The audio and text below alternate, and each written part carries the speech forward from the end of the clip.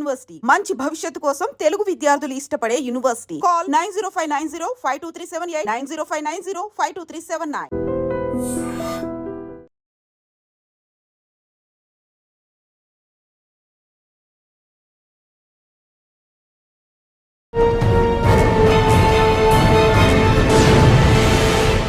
Welcome to crime diaries. ఈ వారం మన guest one of the dedicated police officer, పేరు సైదుల్ నాయక్, 2016 IPS. సైదుల్ నాయక్ గారు ఈ పొజిషన్ రావడానికి చాలా కష్టపడ్డారు. తెలంగాణలో మిర్యాలగూడలో ఒక తండాల పుట్టిన ఆయన చాలా కష్టాలు నష్టాలు చూసి ఈ స్థాయికి వచ్చారు. సాధారణంగా UPS అనగానే అందరూ సిటీలో పుట్టాలి, కాన్వెంట్లో చదువుకోవాలి, డబ్బు గల ఇంట్లో పుట్టాలనుకున్న వాళ్ళకి సైదుల్ నాయక్ గారు బ్రేక్ చేశారు. ఒక తండాల పుట్టిన వ్యక్తి అంచెలంచెలుగా ఎదుగుతూ ఈ స్థాయికి వచ్చారు. ఇక్కడికి వచ్చిన తర్వాత బళ్ళారితో పాటు ప్రస్తుతం నార్త్ జోన్ బెంగళూరు సిటీలో చేస్తున్నారు. ఇక్కడ కన్నడ వాళ్ళకి మనసులు పూర్తిగా దోచుకున్న తెలుగు యువ IPS ఆఫీసర్ ఆయన.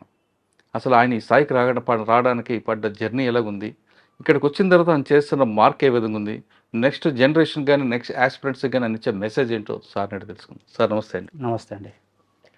మిమ్మల్ని చూస్తుంటే తెలంగాణ కన్నా కన్నడ అలాగే మాట్లాడుతున్నారు, ఆ ఫ్లో అంత వస్తుంది. సార్ మీరు ఈ స్థాయికి ఈ సీట్లో కూర్చోడానికి ఒకరోజు 2 రోజులు కష్టం కాదు, చాలా కష్టపడారు. అంటే మిర్యాలగూడ నల్గొండ జిల్లాలో ఆ జిల్లాలో తండాలో ఉన్న వాళ్ళు ఈ స్థాయికి వస్తారా అన్నది కూడా వాళ్ళకి మీరు చెక్ పెట్టారు.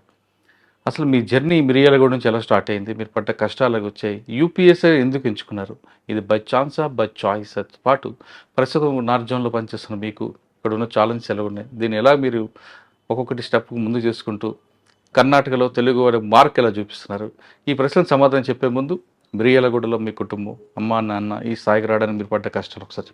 అందరికీ నమస్తే. నా పేరు సైదులు, మీరు చెప్పారు. మాది దామరచెల్ల మండలం మిర్యాలగూడ దగ్గరలో ఒకటి. అక్కడ నుంచి ఒక చిన్న తాండా, గేరి తాండా అని కొంట్రాపల్లి గ్రామ పంచాయతీ. బస్సు ఉందా? బస్సు లేదండి. రోడ్డు ఉందా? రోడ్ లేదు. రోడ్ ఇప్పుడు రీసెంట్గా నేను వేయించాను. తాండా కరెంట్ కూడా లేదు. అప్పట్లో లేదు, ఇప్పుడు ఓకే, ఇప్పుడు ఫెసిలిటీస్ ఇప్పుడు బాగానే ఉంది. అంటే కరెంటు, రోడ్డు అంటే కనీసం మౌలిక సదుపాయాలు లేని తండాలు పుట్టిన అలానే జర్నీ ఎలాగొచ్చిందండి? మేము స్కూల్ స్టార్ట్ చేసినప్పుడు అలానే ఉండేది పొజిషన్. సో మాది బేసికల్లీ తల్లిదండ్రులు వ్యవసాయం చేస్తారు అదే ఊర్లో. ఇది నాకు 2 చెల్లెలు. సో అక్కడే చదువుకున్న వాళ్ళం తెలుగు మీడియంలో. ఒక ఫస్ట్ నుంచి 5వ తరగతి వరకు అక్కడే మా ఊర్లోని కొంట్రపల్లి అనే ఊర్లోనే చదివాము. తెలుగు మీడియంలో చదివాము. అక్కడ స్కూల్కి వెళ్ళాలంటే రోజు ఒక 3 కిలోమీటర్స్ వాక్ చేయాలి. 3 to 5 కిలో అంటే అప్ అండ్ డౌన్ ఇట్లా ఆల్మోస్ట్ అరౌండ్ 5 కిలోమీటర్స్ వరకు వాక్ చేసి పొలాల మధ్య నుంచి నడుచుకుంటూ వెళ్ళేవాళ్ళం, బ్యాగ్ మోసుకుంటూ వెళ్ళేవాళ్ళం. సో అలా ఉండింది. దెన్ ఆఫ్టర్ 5th క్లాస్ అయిన తర్వాత 6th క్లాస్లో ఈ రెసిడెన్షియల్ స్కూల్స్ ఉంటాయి కదా, సో గురుకుల పాఠశాల నోటిఫికేషన్ వచ్చింది. లక్కీగా అదేంటంటే మాకు మిర్యాలగూడలోనే ఒక కొత్త స్కూల్ ప్రారంభమైంది అప్పుడు 97, 98లో. సో ఆ టైంలో మేము అప్లికేషన్ చేసాము. దాని తర్వాత కాంపిటేటివ్ ఎగ్జామ్కి అటెండ్ అయ్యాను. అక్కడ అడ్మిషన్ దొరికింది. సో అక్కడ ఆ స్కూల్లో జాయిన్ అయ్యాం 6th క్లాస్ నుంచి 10th క్లాస్ వరకు. బట్ అన్ఫార్చునేట్గా ఏంటంటే అది ఫస్ట్ బ్యాచ్ మాదవ్వడము, మళ్ళీ అది స్కూల్ కూడా స్టార్ట్ అవ్వడం ఒక ప్రైవేట్ బిల్డింగ్లో, ఒక 4 రూముల బిల్డింగ్లో స్టార్ట్ అవ్వడం. దాంట్లో 60 మంది ఆ 4 రూమ్లో పడుకునే వాళ్ళం. అదే క్లాస్ రూము, అదే డార్మెటరీ, అదే డైనింగ్ హాల్, 2 టీచర్ ఉండేవాళ్ళు. ఇక వాళ్ళు 6 సబ్జెక్టులు చెప్పేవాళ్ళు.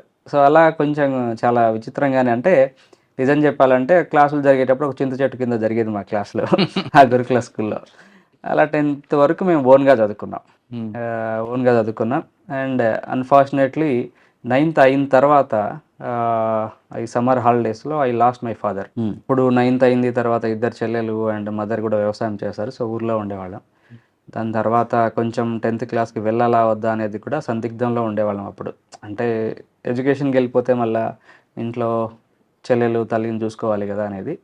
But they have supported me. వాళ్ళు చాలా, నిజం చెప్పాలంటే చాలా మంచిగా సపోర్ట్ చేశారు.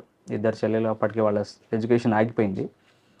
అండ్ ఐ స్టార్టెడ్, మళ్ళీ నేను 10th క్లాస్కి వెళ్ళి అంటే మిడిల్లో జాయిన్ అయ్యాను. అమ్మగారు మీద నడిచింది. సో మదరే చూసుకున్నారండి చెప్పాలంటే, వ్యవసాయం చేసుకుంటారు, చూసుకున్నారు. సో 10th క్లాస్ కంప్లీట్ చేసిన తర్వాత ఇంటర్మీడియట్ కూడా అక్కడే. అప్పట్లో ఈ కాన్సెప్ట్ ఉండేది 550 మార్క్స్ వస్తే నీకు ఏదైనా కార్పొరేట్ కాలేజీలో ఫ్రీ స్కూల్ వచ్చేదని. కాకపోతే మేము చదివిన స్కూల్కి అప్పుడు టీచర్ లేకుండా ఉండడం, అన్నారు ఓన్ అది గ్రూప్ అంతా చదువుకునే వాళ్ళం. But so we did good. So అందరు ఫస్ట్ క్లాస్లో పాస్ అవ్వడము. నాకు కూడా 10th క్లాస్లో 527 మార్క్స్ వచ్చాయి అవుట్ ఆఫ్ 600. సో దాంతో అక్కడ మిర్యాలగూడలోనే ఇంటర్మీడియట్ జాయిన్ అవ్వాల్సి వచ్చింది.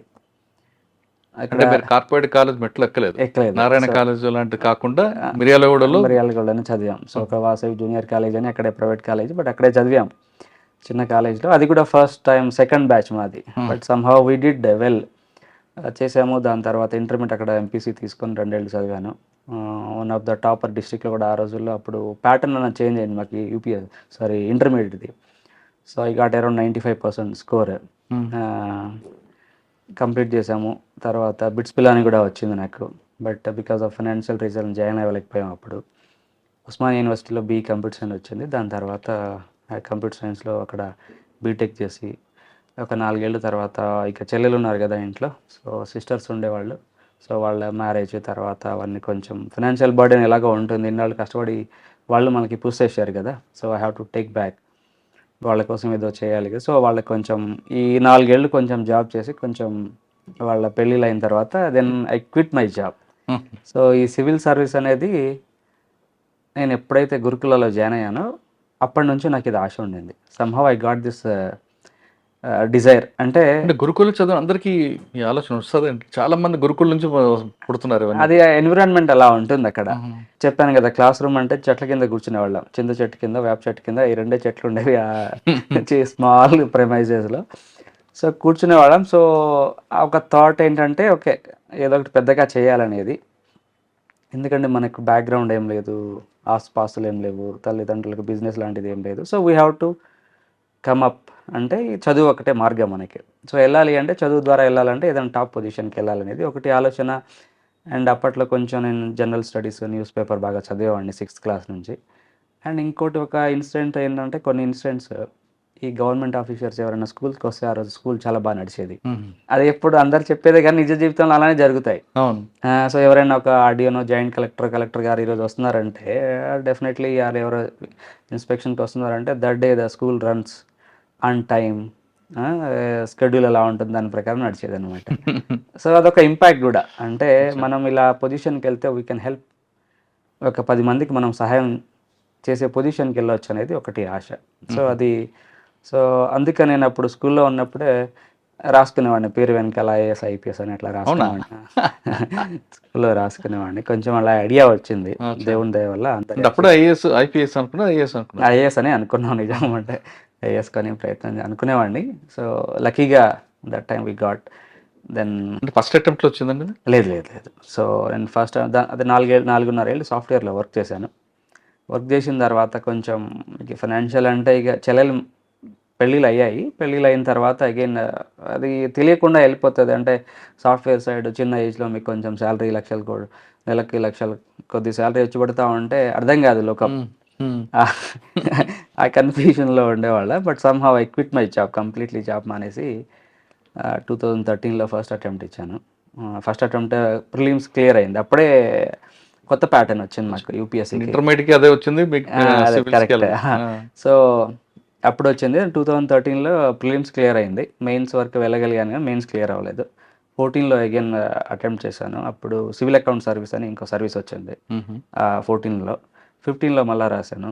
ఐపీఎస్ వచ్చింది, కర్ణాటక క్యాడర్ వచ్చింది. దాని తర్వాత 16 ఎగ్జామ్ కూడా రాశాను. 16 ఎగ్జామ్ రాసి ఇంటర్వ్యూ కూడా వెళ్ళాను, బట్ ఐఏఎస్ రాలేదు.